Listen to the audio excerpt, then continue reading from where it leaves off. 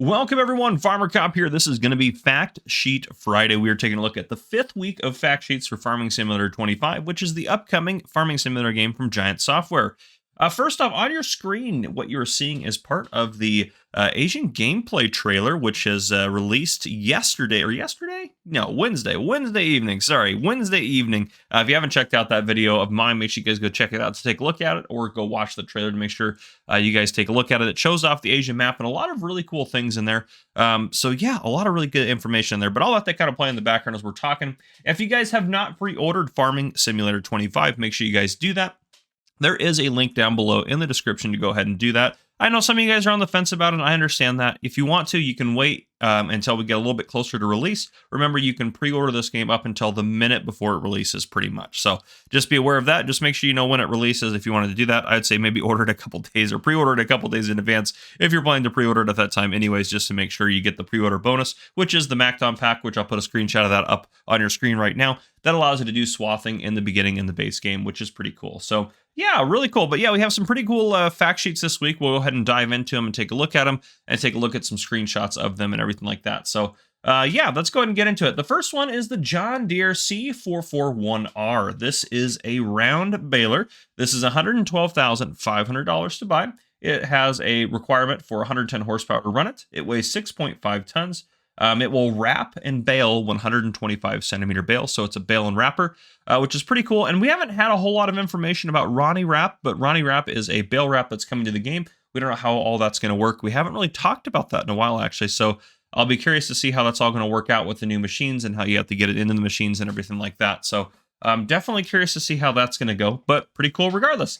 Yeah, so this thing does run at 17 kilometers per hour, 11 miles per hour when you're working with it. It has a couple different wheel setups as well. It has the T404s and the T510s, which I believe are going to be Trailerborg wheels, or tires, I guess I should say, to be more clear. But still pretty cool to see a nice John Deere baler like that come to the game. I know that you John Deere fans out there are going to be a pretty big fan of this. So yeah, really cool to see that as our first fact sheet this week.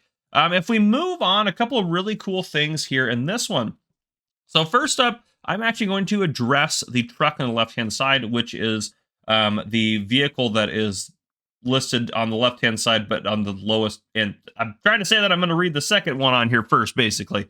So this is the Lizard Motors Dragon. So this truck, the reason I wanted to mention it first is we saw it in the Asian gameplay trailer, and I was hoping it was going to be like an actual branded truck, but it doesn't look like it is. It is just a Lizard brand, but still, regardless, very cool to see this truck come to the game because it looks really well detailed and it's perfect for kind of doing some work on some of your different maps and stuff like that, especially if you're running on the Asian map and need a little bit smaller truck to get deliveries done and things like that on some of the tighter roads. This is perfect. But this thing is going to be only $45,000 to buy. It does hold 180 liters of fuel. The one thing I don't like is it doesn't hold very much, only 3,500 to 7,600 liters, so not a ton of stuff. If you're doing a big harvest, you're going to have to make a lot of trips probably with it. It weighs 4.4 tons. It has a variable CVT transmission. It will drive at 80 kilometers per hour or 50 miles per hour, which is decent. And it has 170 horsepower, so not bad for that. And then if we actually take a look and we zoom in down in the bottom left-hand corner down there, we can see all the icons that it can hold. And left to right, starting from the top row, we have wheat, barley, oats, canola, sorghum, sunflowers, soy, corn, potatoes, sugar beets, red beets, carrots, parsnips, long grain rice, wet rice, peas, and then we go down, or excuse me, green beans. And then if we go down to the next row, we have peas, sugarcane, wood chips, cut beets, silage, grass, hay, straw, mineral feed, TMR or total mixed ration, pig food, snow, olives, manure, solid fertilizer. Then if we go to the bottom row, we have salt. And then I believe that one's going to be forage, which we haven't seen the icon for that before, I don't believe. And then we have iron ore, which means iron is coming to the game, which we kind of already knew anyways as a production. And then we have lime, seeds, and then we have chaff. So we have all those different things down there in the bottom left-hand corner that this thing can hold, which is pretty cool. Now, let's go up to the top here. The Iseki, the rice harvester. We haven't had a fact sheet on this, though. We've seen this piece of equipment before. This is the Iseki HJ6130. This is a rice harvester. And the really cool thing, only $95,000 to buy. That really isn't bad. That really isn't bad for a dedicated harvester of sorts in the game. So if you wanted to do rice, you could get into it for pretty reasonable cost here, it looks like, which is pretty cool. That does have 130 horsepower. It has a variable CVT transmission. It holds 105 liters of fuel. It will run at 12 kilometers per hour, 8 miles per hour. It does only hold 2,000 liters, so you're going to have to unload this thing quite regularly.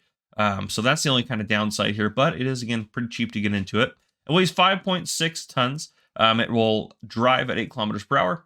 I'm assuming, yeah, harvests at 8 miles per hour, it says, but then it says it works at 8 kilometers per hour. It drives at 8 miles per hour. Sorry, that's the two differences there. The 8 kilometers per hour, though, I'm surprised it's not putting the miles per hour on there. I don't know why they didn't do that, but that's going to be like 6 miles per hour-ish, or maybe 5, so somewhere around that range. And then obviously the crop that it harvests is going to be just wet rice. It's a dedicated harvester. So pretty cool to see that and get some more information on that for sure.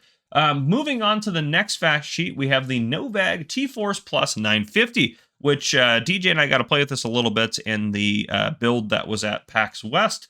So pretty cool little seeder and everything like that. And yeah, kind of fun to drive it around and use it. So there we go. This is a seeder, as we know. It's $312,000 to buy, so it's quite pricey. It does require 415 horsepower, so pretty significant horsepower requirement. It does have a 9-meter working width. It holds 7,700 liters of both seeds and fertilizer. If you look over and down one there, you can see that it has seeds and fertilizer that it takes. So it'll also fertilize your field at the same time. This does weigh 18 tons, and it runs at 12 kilometers per hour or 7.5 miles per hour, which is interesting. I've never seen a half mile per hour on there. It's pretty cool. This thing does plant wheat, barley, oats, canola, rice, or excuse me, not rice. Well, it does do rice, long grain rice, but grass, oilseed radish, peas, and spinach. Now, one of the cool things here is this is also a direct drill. Yes, it doesn't say that, but if we look at the actual photo, that field is in the harvested state. So, I mean, something's been harvested off it, and it's successfully planting over that, which means this is a direct drill. So that's why it's kind of a little bit fancier and a little bit more expensive to get this thing up and running. Now, we don't know how the fertilizing function is going to work in the game, but what I can tell you from playing with it on the build, precision farming is not going to be a thing base game, by the way, just throwing that out there. It's not going to be a thing base game. That's been confirmed. It's not going to be a thing base game just because that's not how it's always come in. It's always come in as a DLC, partnered with John Deere and some other companies that have put it into the game. But regardless of that, when I was using the seeder, it had fertilizer and seed in it, but it wasn't putting any fertilizer down, and there didn't appear to be an option to turn fertilizing on or off. So it seemed like it knew that the field was already had its however many fertilizer states that it needed, which we don't know what that's going to look like, or had the amount of fertilizer that it needed. So it didn't waste the fertilizer like it would now, which is pretty cool. So hopefully that's how all the seeders work. Finally, moving on to our last fact sheet, we have the Iseki PRJ8D. This is the rice transplanter. So over there, you can see it's rice planter. It's only $25,500 to buy it. So again, this plus if you think about that harvester, it's not too expensive to get into this. So you can get into rice pretty cheap, actually, which is pretty cool. This thing only has 25 horsepower, not a very big engine in it. It holds 28 liters of fuel for itself. It has a variable CVT transmission. It holds 274 liters of either fertilizer. I think that's fertilizer. That might be fertilizer. I think that's going to be the fertilizer capacity, and I'll explain that in a second. It has a driving speed of 20 kilometers per hour, 13 miles per hour. It weighs 958 kilograms, so pretty lightweight, which makes sense with what it's doing. It does work at 8 kilometers per hour, 5 miles per hour, and plants wet rice. Now, on the far right-hand side there at the bottom, you can see the fertilizer icon. We can also see the little icon that we haven't seen before, I don't think, for the little things that come out of the greenhouse, the rice plants, little rice plants that need to be transplanted into the field. So those guys right there, you load those up, and those kind of have a different unit. They're not really in liters. So I'm assuming the 274 liters is just going to be for the fertilizer, but it's also really cool to know that you can fertilize with this because we did not know that before. But yeah, that is our fact sheets for this week. If you guys enjoyed, please drop a like down below. If you have not already, please hit that subscribe button up on the screen to join the Farmer Cop channel and turn your notification bell so you don't miss any future videos I may post. This has been Farmer Cop. Thank you guys so much for coming and watching. I'll see you guys next week for the next fact sheets.